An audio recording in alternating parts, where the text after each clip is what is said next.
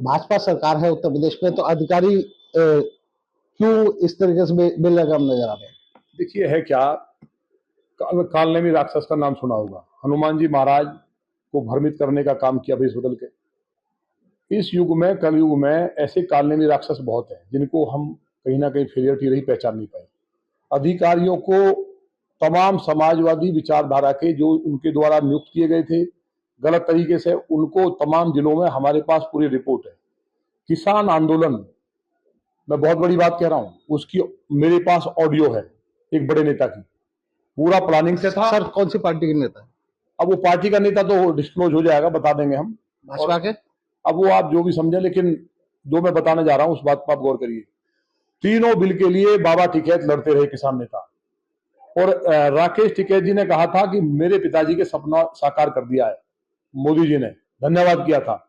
अचानक से इस देश में होता क्या है कि आंदोलन शुरू होता है, और उसके बाद अगर वो तीनों बिल पास हो जाते, आज किसानों की इनकम डबल होती, किसानों की जिंदगी सुधर जाती, किसान अमीर हो जाता, और माननीय मोदी जी को किसान भगवान मानता। उस बात को षड्यंत्र के तहत, उस आंदोलन को जो समाप्त हुआ था, लाल किले पर तिरंगे को उतार के खालिस्तान का झंडा फहराना, और उसके बावजूद टिकैत मीटिंग करते हैं किसानों से जहां दूसरे दल के लोग जा नहीं सकते, इसके पीछे कौन था?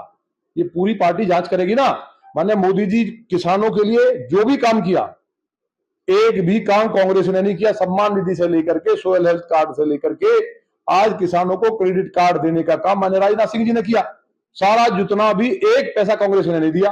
और उसके बाद भी क्योंकि मोदी जी भगवान ना हो जाए किसानों के, मोदी जी को किसान जितना मानने लगे थे, उसको केवल ये भ्रम पैदा करने के लिए कि ये जो बिल थे नुकसान करते। अगर वो बिल पास हो जाते तो किसान, जो दलाल हैं, जो मंडियां, इनसे मुक्त हो जाता और भारत का किसान को उसका उचित रेट मिलता। तो तीनों बिल इतने ऐतिहासिक थे, उनको वापस कराने का काम हुआ। बताइए आप, लालजी वर्मा के यहाँ जाकर के चुनाव सुबह शुरू होता है, कोई भी नेता किसी समाज का है, अगर वो गलत भी थे और वो गलती नहीं पाई गई, उससे और आक्रोश हो गया जनता में, कुछ गलती नहीं थी। अगर था भी तो चुनाव के बाद ये हो सकता था। सर, जानबूझकर ऐसा किया गया कोई? सब एक बात बताइए, गुर्जरों में तो सम्राट मीर भोज का झगड़ा कर दिया, क्षत्रियों में जबकि राजपूत गुर्जर एक ही है, ये झगड़ा किया ना। और उसके बाद हमने तो जगह जगह गुर्जर राजपूतों के सम्मेलन किए खुद। तो ये जो लगातार मुजफ्फरनगर में संजीव बालियान जी के साथ क्या हुआ, आज तक किसी पे कार्रवाई क्यों नहीं? सहारनपुर में क्या हुआ? कैराना में क्या हुआ? जब सीट हम एक तरफा जीतते, अयोध्या जी में कुर्मी समाज का इतना ज्यादा वोट है, और उस वोट को अयोध्या जी कभी हार सकते थे? आज पूरे वर्ल्ड का हिंदू दुखी है, और अयोध्या के लोगों को ये बात सही है कि उन्हें धैर्य का परिचय देना चाहिए था। भगवान श्री राम का मंदिर बन रहा है, ऐतिहासिक काम हुआ है, इनकम उनकी बढ़ी है, जमीनों के रेट बढ़े हैं, ऐसा काम हो नहीं सकता था। लेकिन उसके बाद भी जातीय विध्वंस करने के लिए कि दलित समाज का आरक्षण समाप्त करेंगे, अखिलेश जी ने समाप्त किया, कांग्रेस ने कश्मीर में समाप्त किया, दलित समाज का अधिकार समाप्त कर दिया, और उसके बाद माननीय मोदी जी ने जो दिया उसको उल्टा करके भ्रम फैला दिया।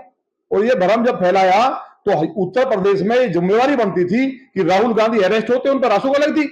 सर, क्या अधिकारियों की, ऐसे अधिकारियों की भूमिका की जांच होनी चाहिए, आप ये कहना चाहेंगे? आप ये नहीं बताएंगे जो एक इतना भ्रम फैला रहे हैं कि भाजपा दलितों का आरक्षण समाप्त कर देगी, और माननीय गृह मंत्री जी का आप देखिए, उसको वीडियो को काट करके वायरल किया गया, और पूरी एक टीम बैठी थी राहुल गांधी जी के साथ। सर, शिकायत आपके द्वारा हुई कि ये थी, लेकिन FIR दर्ज नहीं की गई, कोई कार्रवाई नहीं की गई। देखिए, वो बात सही है, वो तो मैंने बता दिया कि मैं तमाम जगह कोशिश की। मेरी बात छोड़िए, ये देश बड़ा है ना। माने मोदी जी पूरे देश में, उड़ीसा तक में सरकार बनी हमारी, एक तरफा आ रहा। उत्तर प्रदेश में जितना प्रपंच हो सकता था, जितना जातीय विद्वेष किया जा सकता था, कौन सी ऐसी जाति बची है जिसको भाजपा से अलग नहीं किया गया? कौन कर रहा था? क्या अधिकारी इसके पीछे थे? देखिए, लखनऊ में एक मीटिंग हुई है, वो हम आपके चैनल के सामने नहीं कहेंगे। उस मीटिंग में बैठ करके पूरा फंडिंग देने का जातियों में ये तय हुआ है कि माननीय मोदी जी को एक तरफा 80 की 80 सीटें मिल रही हैं, और जब तक हिंदू इकट्ठा है तब तक मोदी जी को और भाजपा को कमजोर नहीं किया जा सकता। इसलिए इनको जातियों में लड़ाओ, जिसमें बिहार के भी नेता बैठे थे, दिल्ली के भी नेता थे कांग्रेस के, और एक मीटिंग राहुल जी के यहाँ हुई है। इस बात के हमारे पास पुख्ता प्रमाण है। आप ये बताइए, रोहिंग्या और बांग्लादेशियों को ला करके लौनी में बसाया गया, दिल्ली में 10 लाख बसा दिए गए, लॉन बोट दिल्ली की बनवाई गई, राशन कार्ड दिल्ली का, राष्ट्रद्रोह जैसा काम केजरीवाल कर रहे थे, मैं बार बार उठाया, क्यों कार्रवाई नहीं हुई? आज भी 5000 रोहिंग्या और बांग्लादेशी और आतंकवादी लौनी में रह रहा है, वो NCR असुरक्षित है, पुलिस ने कार्रवाई क्यों नहीं की? आज भी झुग्गी झोपड़ी हजारों पड़ी है, और उनका वोट दिल्ली में डला है। वो तो दिल्ली के लोग बहादुर हैं, उन्होंने हमेशा मुगलों से और विदेशियों से लड़े, एक तरफा वोट डाल करके दिल्ली में रिकॉर्ड बनाया है। गाजियाबाद के लोग, एनसीआर के लोग, तैमूर लंको, रामप्यारी गुजरी और सम्राट मीर भोज के वंशजों ने, जोगराज पवार ने यहाँ लौनी के अंदर मारने का काम किया। तो हमारा तो ब्लड है। तो मैं बधाई देना चाहता हूं कि हमारे लोगों ने, चाहे यहाँ कोई 36 बिरादरी थी, एक तरफा वोट दिया। सर चुनाव से पहले जो पार्षद जो मेयर गाजियाबाद है उनके साथ भी अधिकारियों की जो नोकझोंक है वो सामने आई। उनके द्वारा बताया गया कि अधिकारियों का जो व्यवहार था उसके ऊपर उनके द्वारा सवाल उठाए गए।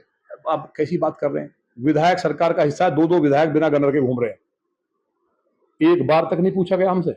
हमें पाकिस्तान से भी थ्रेट है। हमारे पास एटीएस की रिपोर्ट में खुलासा है कि देश से और देश के बाहर से माफियाओं से और आतंकवादियों से खतरा है, क्योंकि हम देश का काम कर रहे हैं। हमारे गनर एक भी नहीं है। आज अब देखा आपने कोई गनर है? उसके बाद ये कहा गया कि वहां जाओ, फोटो खींच करके आ जाओ, विधायकों को घूमने दो। ये कौन करा रहा था जिससे कि गुर्जर समाज नाराज हो जाए? अजीत पाल त्यागी समाज के प्रतीक के रूप में है, पूरा समाज सम्मान करता है, त्यागी समाज नाराज हो जाए। मैं तो बधाई देना चाहता हूं कि गुर्जर और त्यागी समाज ने पूरे देश में एक तरफा वोट दिया। हमने कहा हमारी गर्दन कट जाए, चाहे आतंकवादी हमें मार दें, लेकिन देश पहले। मोदी जी देश को विश्वगुरु बना सकते हैं, लेकिन जिस तरह से प्रपंच हुआ, क्या क्षत्रिय समाज कभी मतलब संभव है? भगवान श्री राम का मंदिर बन रहा हो, माने रक्षा मंत्री राजनाथ सिंह जी जो अंतर्राष्ट्रीय नेता है, माने मोदी जी और तमाम मंत्री, योगी जी, तमाम क्षत्रियों को कितने मंत्री, और उसके बाद क्षत्रिय समाज नाराज क्यों था? किसी ने बुला करके पूछा तक नहीं। हमने क्षत्रिय समाज को बुलाया लौनी में, सारे माने, उन्होंने वोट दिया। और लौनी जैसी जगह में जब 2 लाख वोट मुस्लिम है, मैंने तमाम अधिकारियों को गाजियाबाद से लेकर के प्रदेश के बड़े अधिकारियों तक कहा, लेकिन किसी ने मेरी बात को नहीं सुना। एफआईआर होती तो दलित समाज मानता कि मोदी जी ने जितना काम इस दलित समाज के लिए देश में किया, पहली बार आजाद हिंदुस्तान में सब तो बात करते थे केवल। आप बताइए, दलित समाज के लिए आरक्षण वहां बहाल हुआ जो इन्होंने रिजर्वेशन में, जो समाजवादी पार्टी ने समाप्त किया था पदोन्नति का, वो हमने बहाल किया।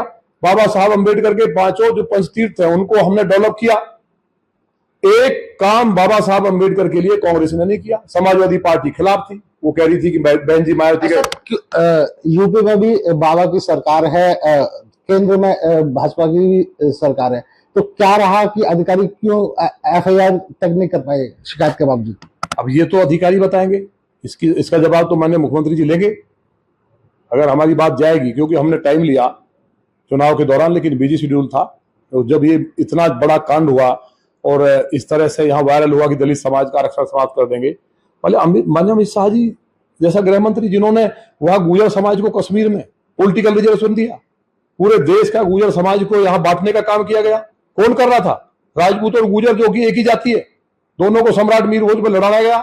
ये सपा के एक बड़े नेता ने बताया कि मोदी जी को अगर हराना है तो जातियों में संघर्ष कराइए, और इसकी प्रयोगशाला उत्तर प्रदेश बनी। क्षत्रिय समाज जो भगवान श्री राम तो सभी के हैं, लेकिन क्षत्रिय समाज में जन्म हुआ जो उनके लिए गर्व और गौरव की बात थी। क्या क्षत्रिय समाज नाराज होगा?